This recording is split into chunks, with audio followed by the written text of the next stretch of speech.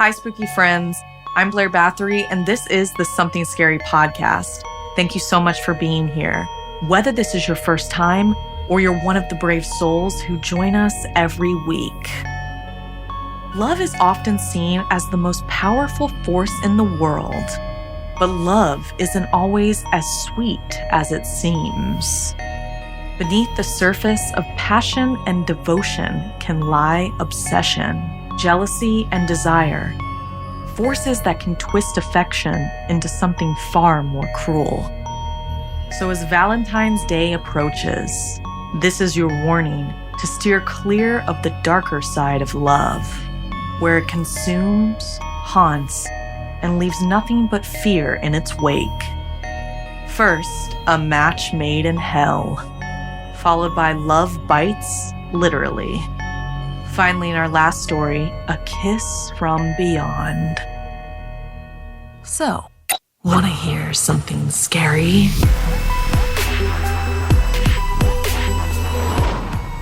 Venomous love. It's said that love can change you, but sometimes it reshapes you into something unrecognizably horrible. Like in this story, written by one of our featured writers in honor of Black History Month, Marissa Dow.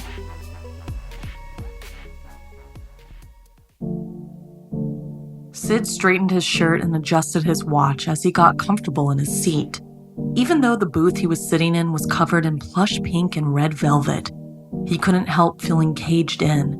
But he reminded himself that he willingly signed up to be a contestant on the Love Bubble, the experiment for good people dying to find love. He was ready for the hour of speed dating in this tiny room separated into two booths by a one-way mirror. As they began, a woman started speaking in his ear. She was the matchmaker. The matchmaker was the one running the show. Sid was a handsome man with a good head of hair and sparkly eyes. He wore that expensive watch to show women his worth. He hadn't been ready for a relationship before. He'd admitted to the matchmaker over the phone. He'd blown many women off, maybe one too many, maybe far too cruel at times. But now he was ready for his dream girl. And remind me, Sid, who is your dream girl? The matchmaker asked now, through an earpiece. Sid answered without hesitation. She's beautiful and warm, like a ray of sunshine, understanding and a good listener, someone who will take care of me until I'm old and gray. So basically, everything I'm not, he joked. Except the beautiful part, the matchmaker joked back. She advised him to stay true to himself, answer the questions honestly, and he'd leave today a changed man. On cue, his first match entered the other side of the booth. Sid's date couldn't see the enchanting smile he was flashing. Eventually, Sid heard an impatient, "Hello?" He felt foolish. He introduced himself and told the person he'd hoped was his dream girl about his high-paying job and well-off family. But his date wanted to talk about something else. "What keeps you up at night, Sid?" The words felt flirty and a little dangerous. Sid liked it. He answered honestly, ending up in a big house with everything he wanted but no one to share it with. "But why would that happen to a nice guy like you?" Sid tiptoed around the fact that maybe he hadn't always been the nicest. His date hummed, marinating over Sid's omission. He waited for a reaction. The one he got surprised him. His date empathized, telling Sid his behavior was understandable, considering there are a lot of nightmares out there.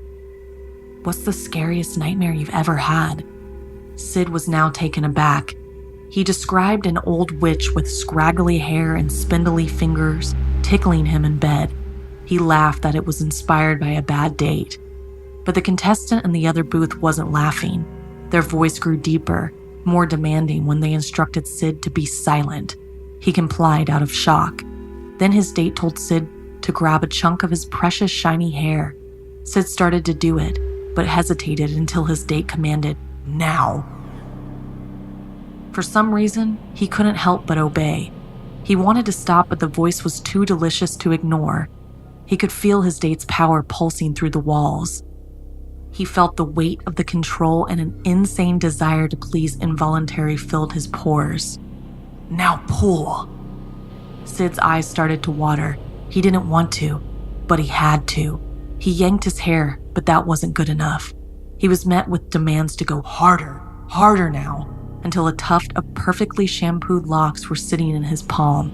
He touched the raw spot on his scalp, where blood pooled. The person on the other side of the booth laughed. Sid questioned why she made him do that, and said he wanted to leave.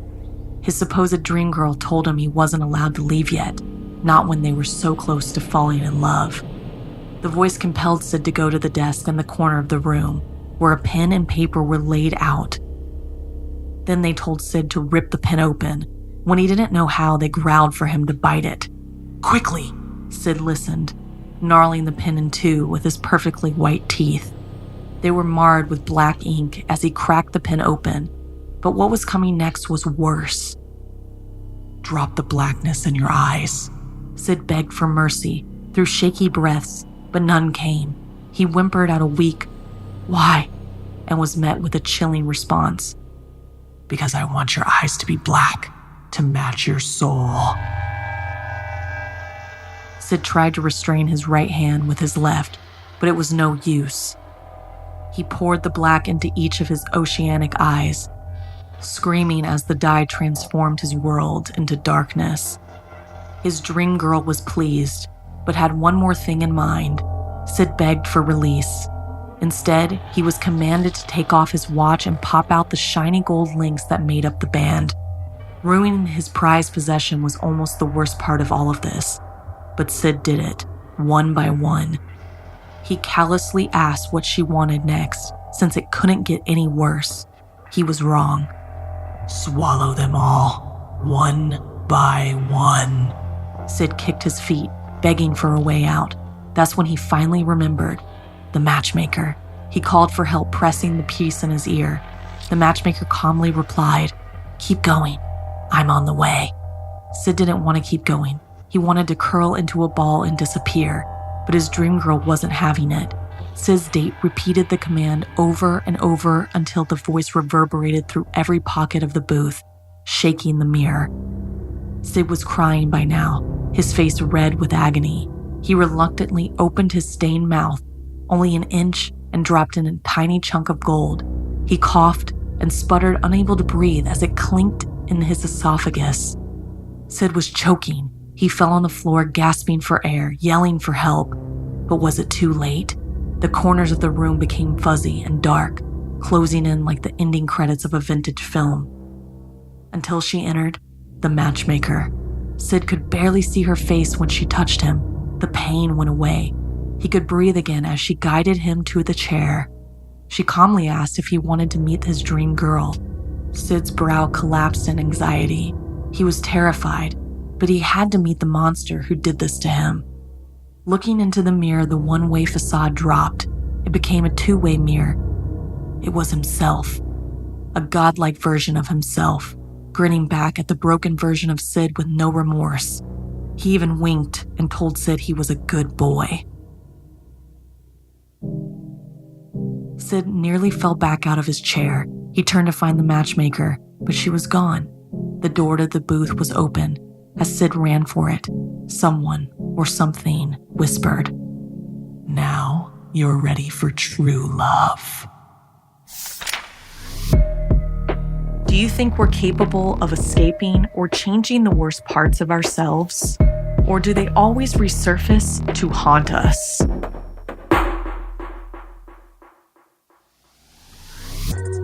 Hi, witches. As a Valentine's Day gift to you, we've put our cozy blanket on sale. It's perfect for cuddling up to someone you love. Go to somethingscary.com to grab yours now. It's only on sale until February 15th.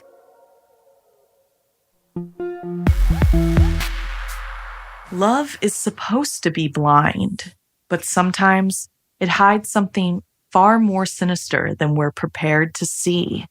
Like in this story inspired by Victoria.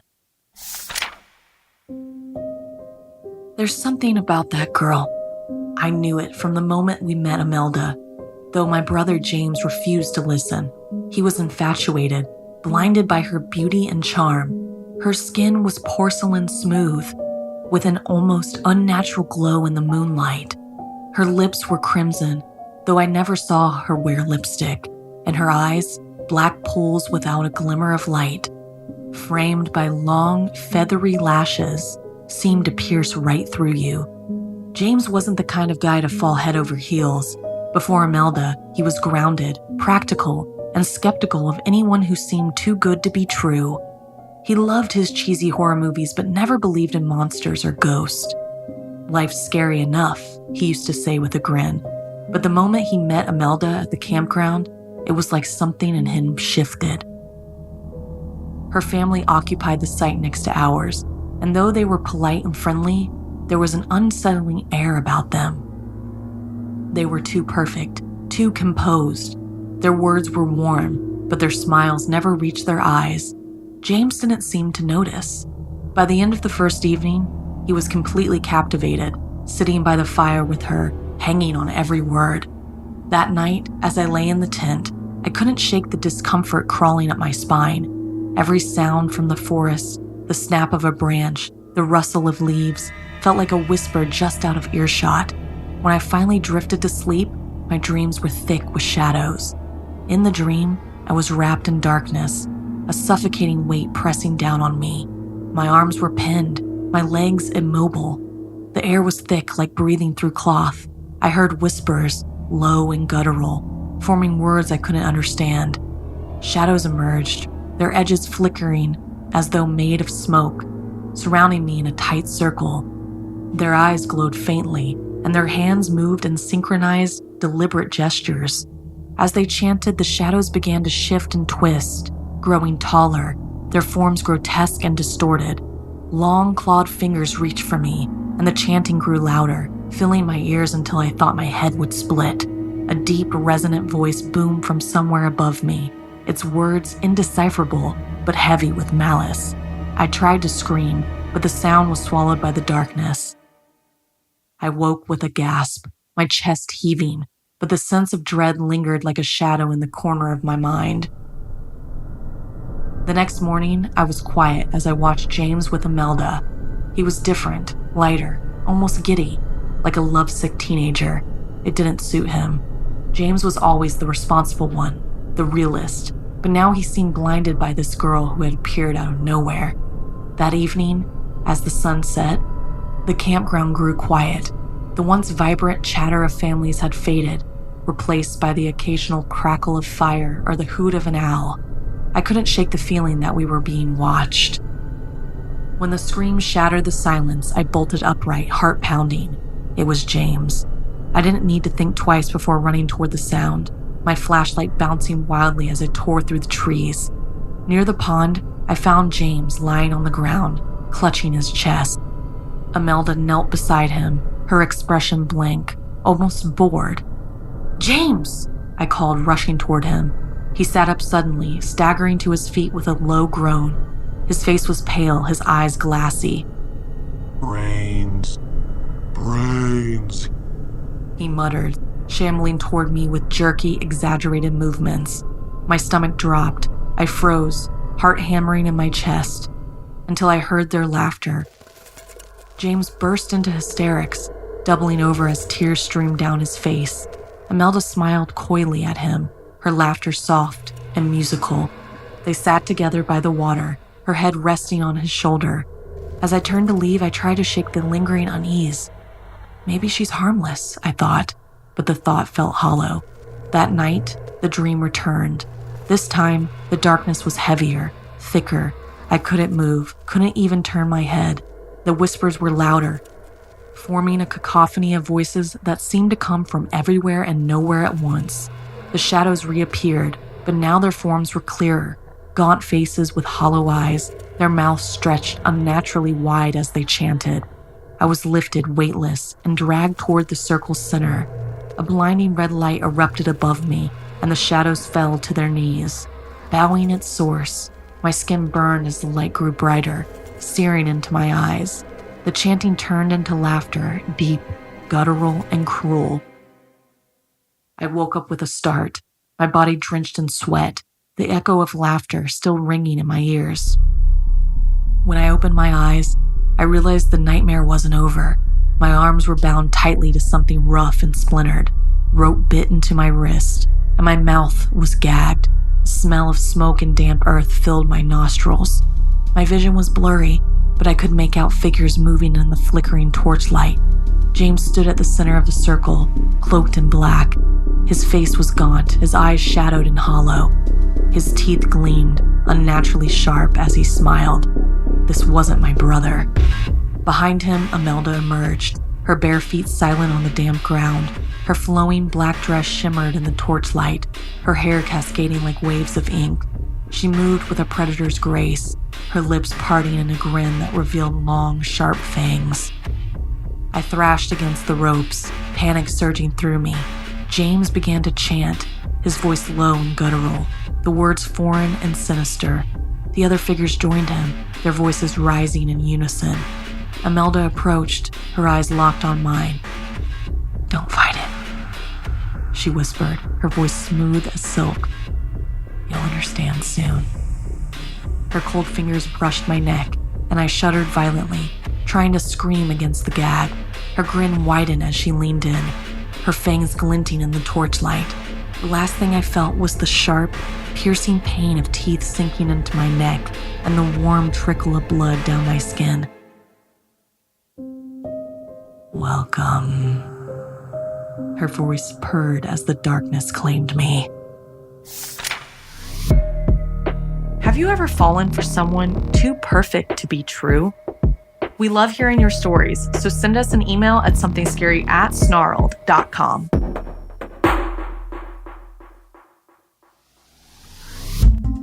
Where are all the horror lovers at? We have brand new merch for our Something Scary and horror film fans on somethingscary.com. We have hats, mugs, blankets, t-shirts, all kinds of really cool stuff. I particularly like the blanket, but go to somethingscary.com to grab something now.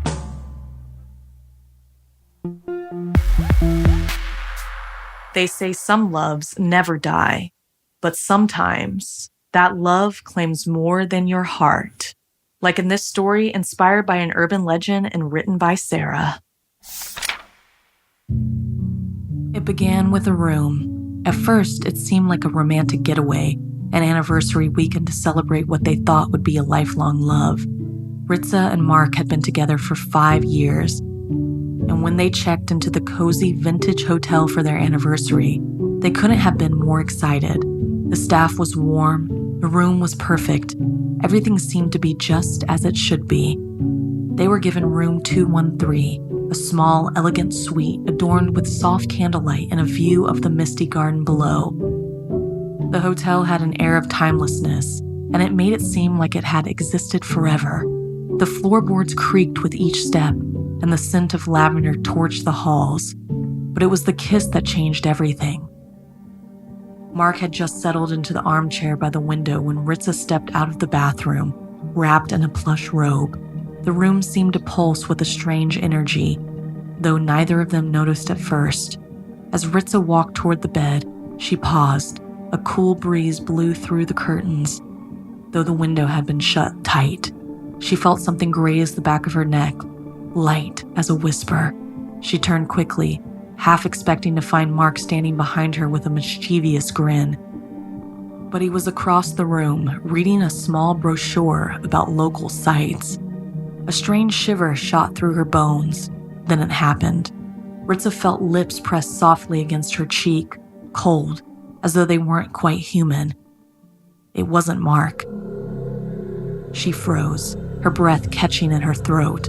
The sensation was delicate, gentle, but shocking. "Mark?" she whispered, turning to him. He looked up from the brochure, startled. "What's wrong? You okay?" I don't know.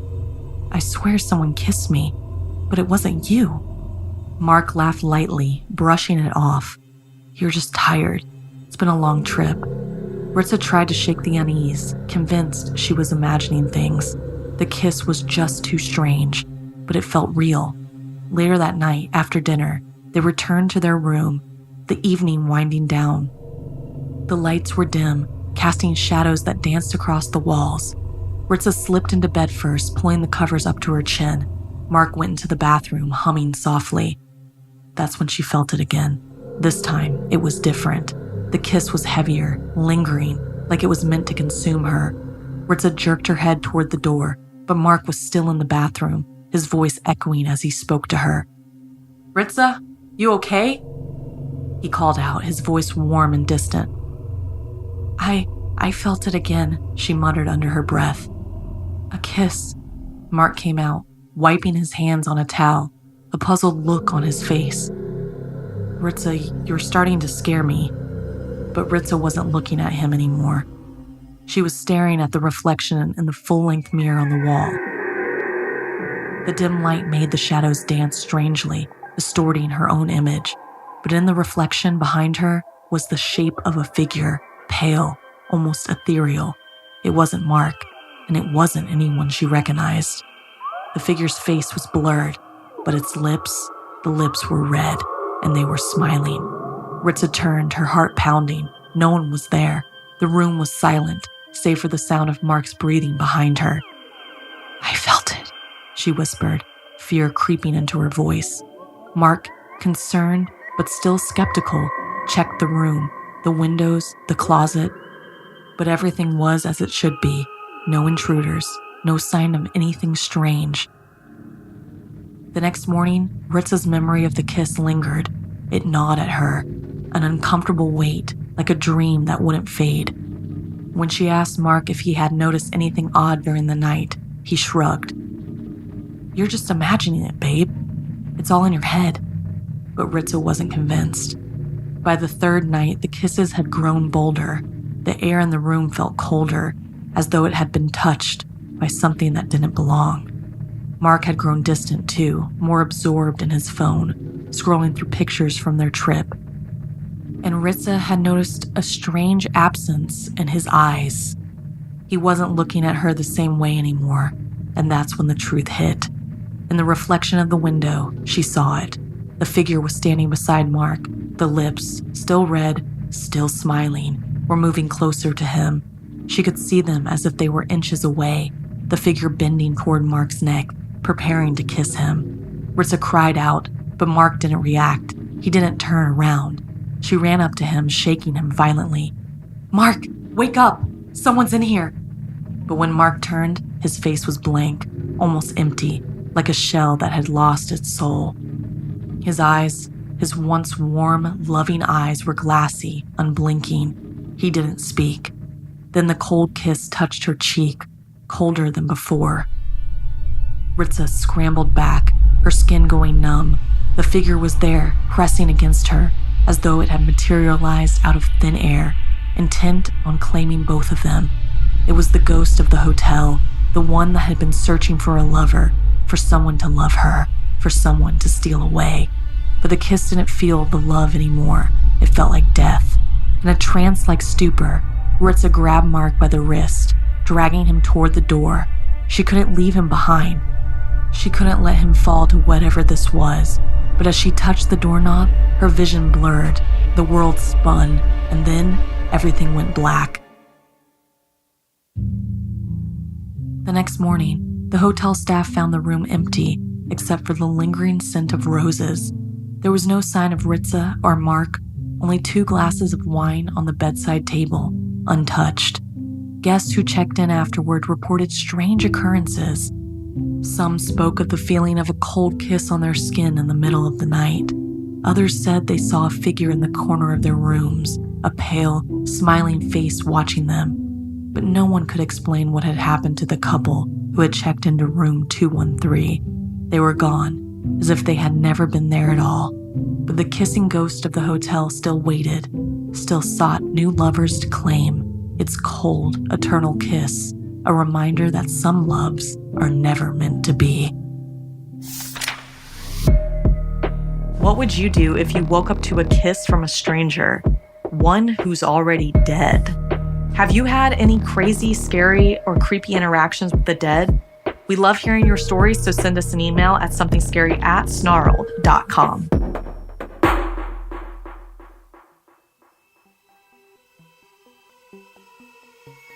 This week's podcast stories were edited by Sara Lukasiewicz, narration by Blair Bathory, audio edited and mixed by Fitz Harris, additional audio editing by Calvin Linderman, produced by Anna Villalobos, executive produced by Gail Gilman, music by Sapphire Sandalo and Calvin Linderman.